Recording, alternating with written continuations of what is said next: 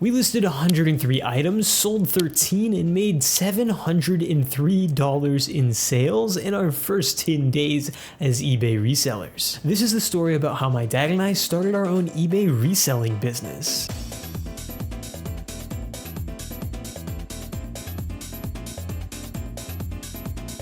Have you ever stumbled across one of these videos and thought to yourself, if they're making so much money doing it, why can't I? And that's exactly where I was just 10 days ago. I was scrolling through YouTube, found a video, and was like, maybe I can start reselling on eBay. And so I showed my dad. He's been out of work a little bit, and it's something fun we could do together. And what do you know? He agreed, so we got started. I'd like to think that every single day out of the 10 days, we've learned something substantial, and now I'd like to share that with you.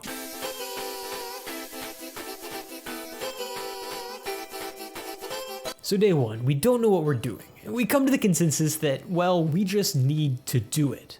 So we hop in our car, go to Goodwill, and what do we find? I have no clue what items to pick. I don't know what's worth it. I don't know what resells. I don't even know what a sell-through rate is. I'm just walking around like, this mug looks cool. I bet someone would buy it. And you know what? We just picked up a bunch of random items that, we thought might sell, but probably won't. We found an unopened Beanie Baby, a pair of mugs that looked to be branded that someone might collect, a vintage Candyland, stuff like that. We got 7 items. We went home and I just listed them all and was like, you know what?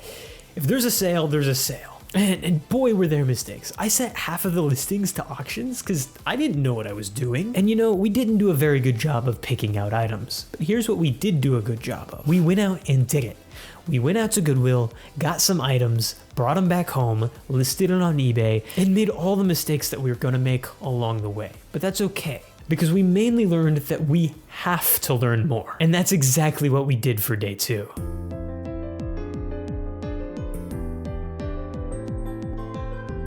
So as boring as it is, day 2 consisted of, learning. And learning consisted of watching a bunch of YouTubers who know what they're doing and trying to piece together exactly what we should be doing. And man, did we just learn all kinds of things. We learned that being consistent and listing stuff every day is much better than just listing all our things at once. We learned about sell-through rate, how to calculate it on the fly while you're just scanning random items, the best and worst ways to scan items to see if maybe they'll sell in a certain amount of time. And I even began making a list of different things that you could buy at Goodwill that probably have a pretty good sell-through rate. The biggest problem for us when we went in the first time is we just had no clue what to look for. This list was a game changer. I mean, just the direction in the technology section, like look for remotes, look for calculators, look for VCRs, just that kind of stuff. Simple stuff everyone should know, but when you're in day 2, you don't know. So you walk into that Goodwill and you're like, yes, here's the things I need to look for. I know I'm gonna miss some stuff, but at the very least, I won't miss the stuff that's on my list. We also realized, hey, wait a minute, why are we going to Goodwill? We have more valuable stuff at our house that we don't really use anymore. So why not use those things? Like I had some graphics cards, some computer components, and I used those to get our first couple sales. And that's exactly what happened, because that first night that I listed a graphics card, I probably listed it about $10 too low. But that in turn gave us our first sale, which was crazy. I mean, day 2, we got our first sale. Here I was doing all this research telling you that, man, maybe you won't get a sale for the whole first month until you have at least 50 items. And I mean, I know it's a graphics card, it's gonna go, and it was undervalued, but that was huge to us. Like, hey, this could work. And that's exactly what we learned in day 3 or 4. This can work.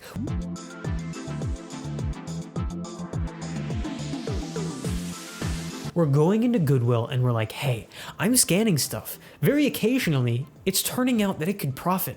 We're just going through our list. Hey, let's scan all these DVDs. Hey, let's scan all these Blu-rays. Hey, let's scan all these remotes, these calculators, these VHSs. Let's scan this blender, see if we can take it apart, sell it for parts. What about this vacuum? I mean, we're going in and we're spending hours in these Goodwills, but we're learning, and we're learning that there is definitely money to be made. And in days 3 and 4, we were actually able to pick out just like 6 or 7 pieces of inventory. And then we took what we learned in day 2, we applied it to the items that we just found on days 3 and 4, and we started listing consistently, like 2 a day. 3 a day. Not a terribly huge amass of items, but it was definitely a start, and we were just learning, and we found stuff.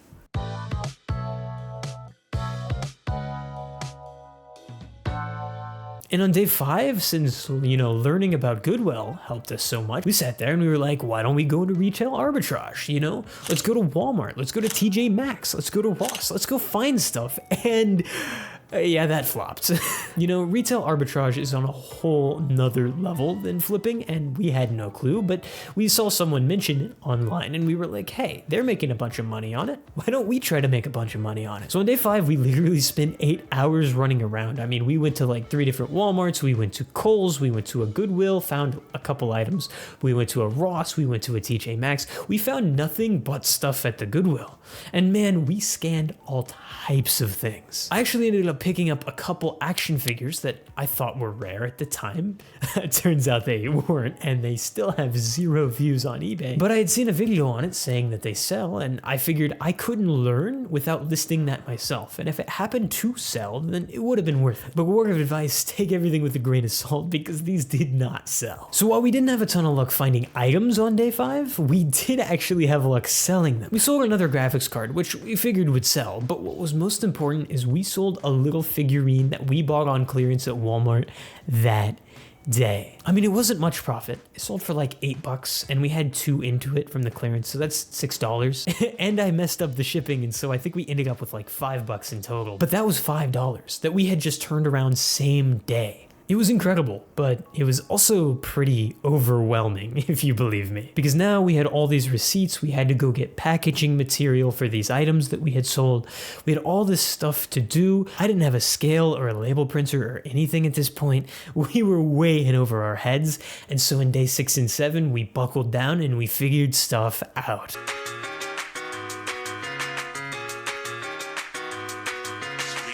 Day 6 and 7, I made the spreadsheet so that if this ever takes off and if we ever get audited or, need to file taxes ever, obviously you always do, we would have everything together because we were getting overwhelmed. We had bought a couple things from a bunch of different stores and we had the receipts, but adding all that up at the time for taxes would have been a nightmare. So I sat down and made a spreadsheet. It calculated a whole bunch of stuff. Cost of goods, gross sales, net sales, that kind of stuff, but also stuff like turnover, whether or not we've sold items. And I even put a spot for inventory, even though at this point it's all just kind of sitting in a corner of a room because we don't have too many items. But like I said, we're building them up. I mean, we're listing them 2 to 3 a day consistently by this point. We've done a pretty good job sourcing the last couple days. We have a couple things to do.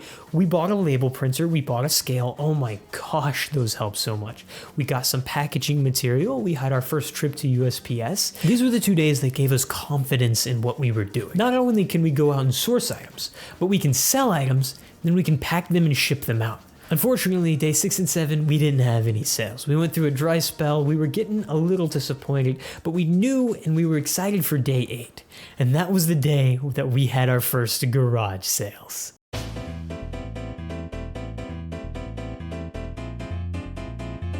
Now going into day 8, we didn't expect anything. Garage sales are garage sales. I mean, used clothes, some stuff here and there. I mean, how much profit can there really be at a garage sale?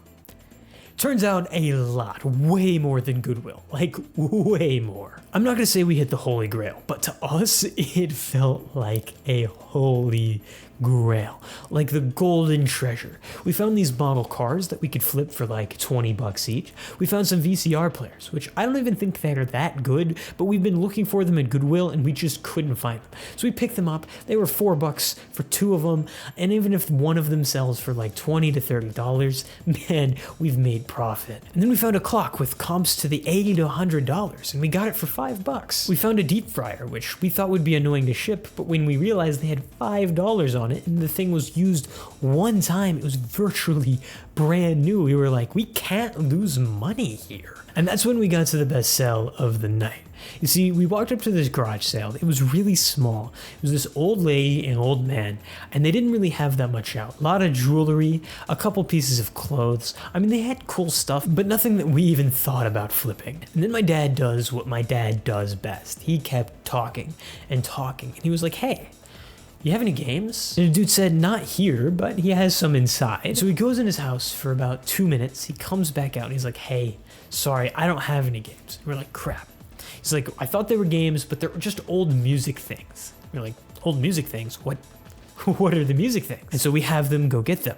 And he brings out two things. He brings out 2 cases of 8-track cassette tapes. Now, we thought that was the holy grail. These are all 40 years old, and we were like, yes. But he also brings out this like weird old console looking thing, and on it says Genesis 32X.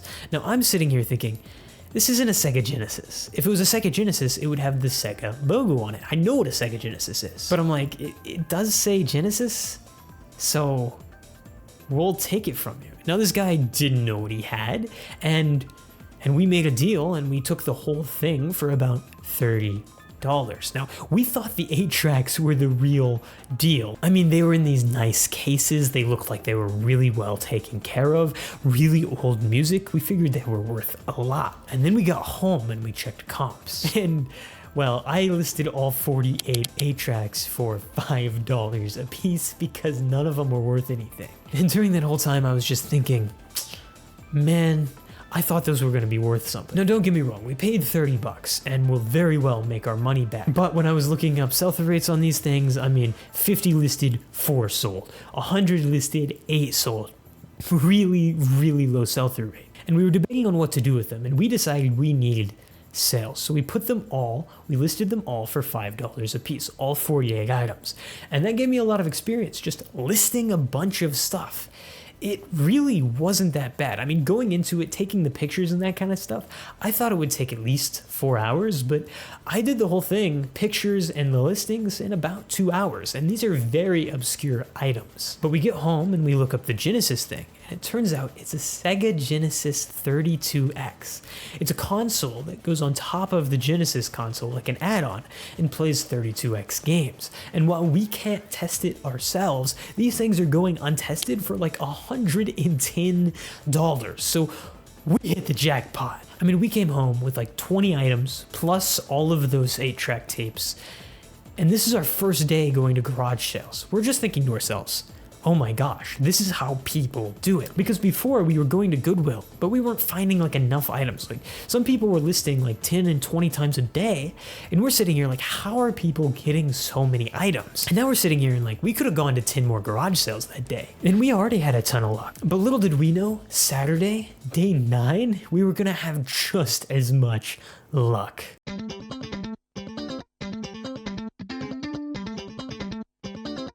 So day 9, we get up really early, like 7 a.m. We want to go to as many garage sales as we possibly can today because we realize Sunday it's not going to be a great sourcing day. Garage sales are going to be picked over, and most people don't even have garage sales on Sunday. So we get up, it's a rainy day, and a lot of people shut down their garage sales. So we spend a lot of time just going to different sales and finding out people have closed down. The good news is not a lot of people are going to the sales that are open. Our first stop of the day, man, this guy has all kinds of antique stuff. The problem is his prices are pretty high, and we didn't want to spend so much time there. So we thought to ourselves, you know what, let's pick up what we can find, what we know that's worth something, and try and talk him down.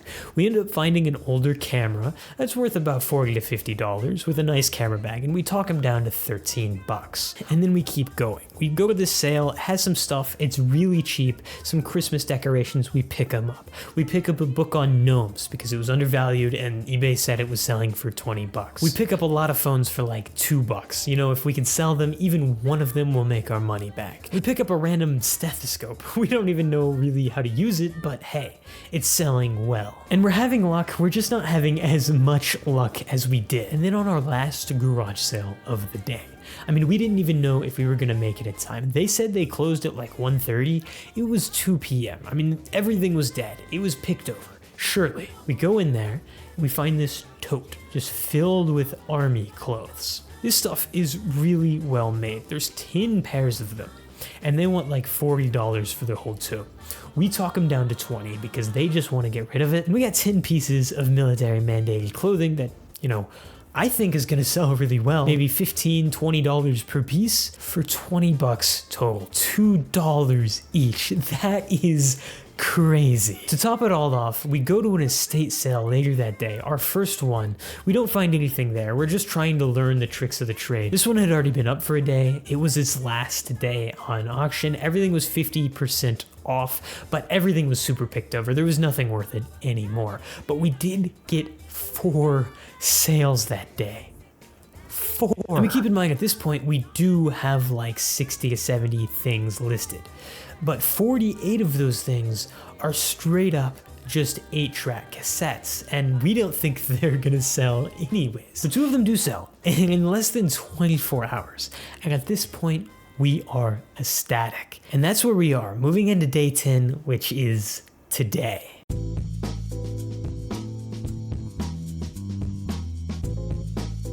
Today's really just been a day of reflection. I updated the spreadsheet. I created a death pile because now we have about 50 things that we got from garage sales that we haven't listed. Up the listings to about 5 to 6 per day because that's what I'm confident that we can thrift a day and replace from our death pile.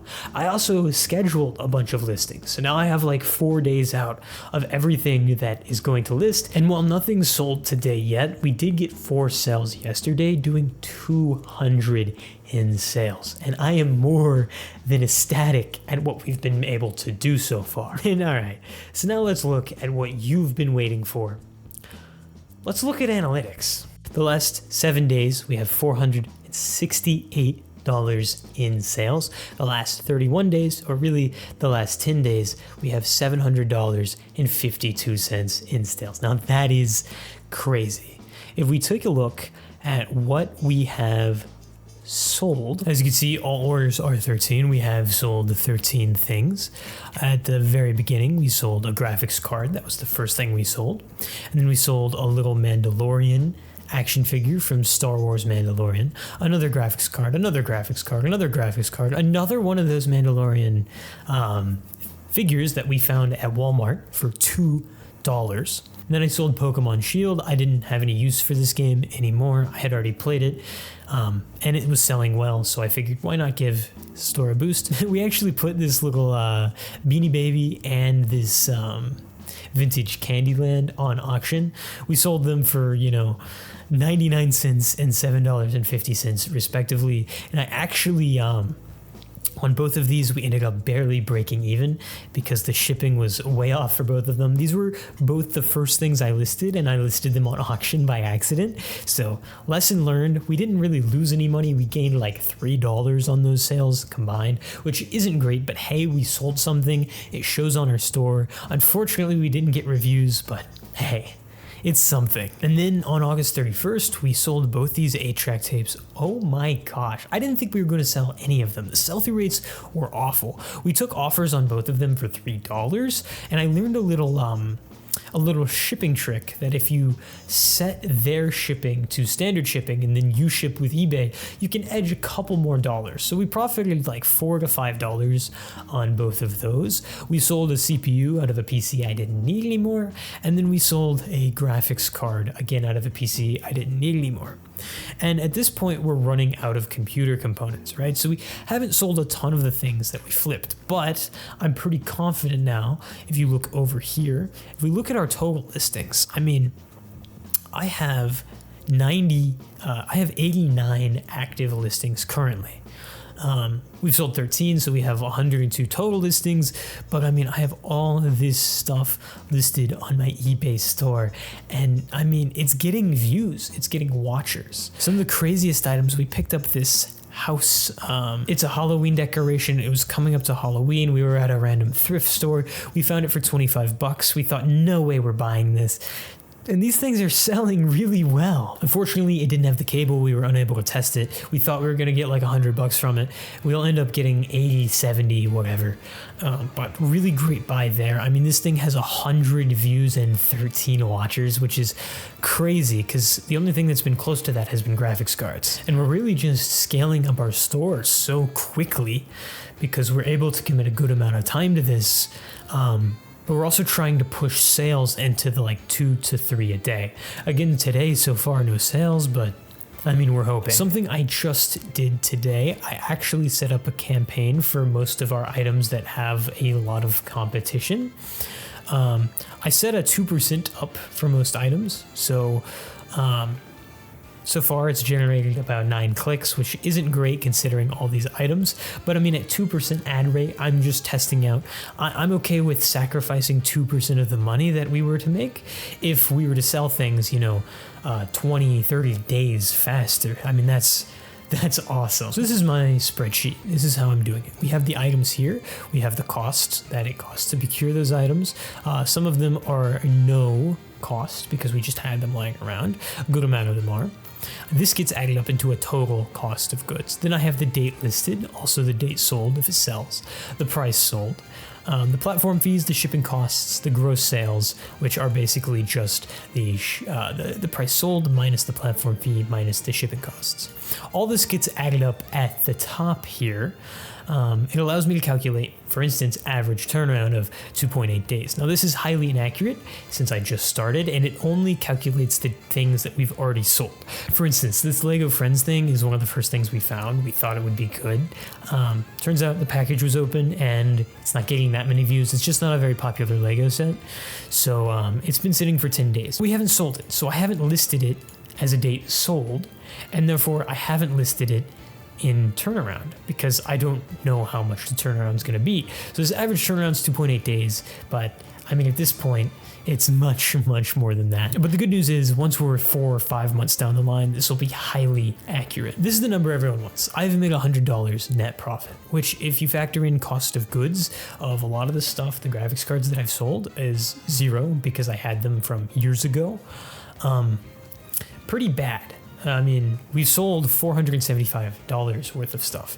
And where's that money going? Well, mainly it's packaging costs, but also it's cost of goods because this is just adding up everything. So not just the things we've sold. If we're counting just the things we've sold, net profit would be much higher, but I would rather factor in the cost of everything we've spent to then have a net profit as a total. And then the packaging costs. Now, packaging cost is never going to be this high of a percent of costs, but I wanted a nice label printer. I wanted a nicer scale. I didn't want to have to replace them. I bought a tape gun. I bought a big thing of bubble wrap, a whole 700 yards for like $30.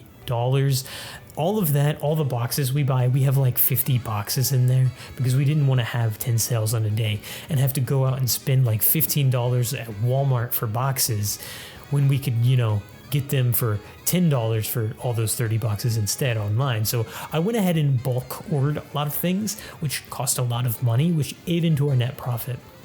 But all things being said, we were profitable in 10 days. A lot of it comes from stuff we already had. I'm very happy with how this is going. So is my dad. And that leads us to why am I even making this video? And that's for a lot of reasons, but mainly a very selfish reason. And that I noticed that a lot of people that make these kinds of videos online have a very strong community of resellers who they have access to ask questions and learn from, and that's exactly what we need right now. I have plans of taking you guys with us to, Goodwill or garage sales, and I want to know what am I missing at those sales so that I don't miss them more. I mean, it's the best way to learn. When we buy something, you guys can go and comment this was the most stupid buy you've ever had. Like those 8-track tapes. I still don't know if we're gonna make $30 out of them or not. Worst case scenario, we can have a whole lot of them and sell them for maybe $60. So we're not missing on profit, but I still don't know. I mean, we've done this for 10 days. I've learned so much, and yet I've learned so little. The other reason we're doing this is just because I want to see and document how far we can go. This is a very good way for me to archive my thoughts and just to see how far I've come. It's a great motivator, and you're invited to follow our journey. Just hit the subscribe button and we'll see where this takes us. Bye.